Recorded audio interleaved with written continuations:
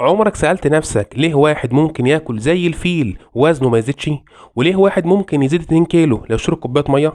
طيب عمرك سمعت ان الاكل ممكن يبقى علاج، ومش اي علاج، علاج بجد؟ لو مهتم بصحتك ولو تعبت من الرجيمات الفاشلة فالحلقة دي علشانك. اهلا بيكم، انا دكتور احمد ابو المعاطي ودي قناة دكتور دايت، القناة اللي هنفهم فينا جسمنا وناكل من غير حرمان ونعالج نفسنا بالاكل. والله بالاكل.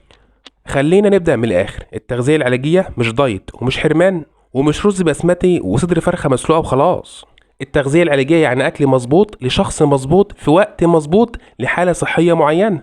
يعني ايه الكلام ده؟ يعني مريض السكر مش زي مريض الضغط، مش زي مريض انيميا، مش زي واحد عاوز يخس عشان عنده فرح.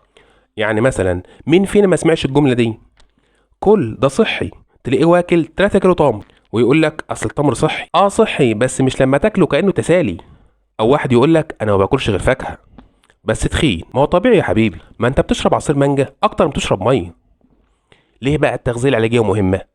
التغذيه العلاجيه مهمه لانها بتعمل ايه؟ بتظبط السكر، بتظبط الضغط، بتقلل التهابات، بتعالج انيميا، بتقوي المناعه، وبتخليك تفهم جسمك بدل ما تحاربه. احنا مش جايين نعذب نفسنا، احنا جايين نتصالح مع الاكل. والجميل بقى ان دي اول حلقه في سلسله كامله هتكلم فيها عن تغذيه مرضى السكر والضغط والقولون والمناعه، وازاي تخس من غير حرمان، وازاي تاكل صح حتى لو بتخرج وبتاكل من بره. يعني من الاخر هنا مفيش حرمان، هنا في فهم.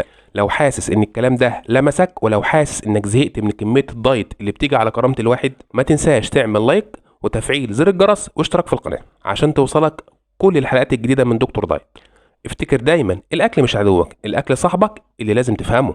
وجسمك مش بيخونك، جسمك بيحاول يقولك في حاجة غلط، خد بالك. استنى الحلقة الجاية وخلي الاكل علاجك مش سبب تعبك. كان معكم الدكتور احمد ابو المعاطي من قناة دكتور دايت. سلام.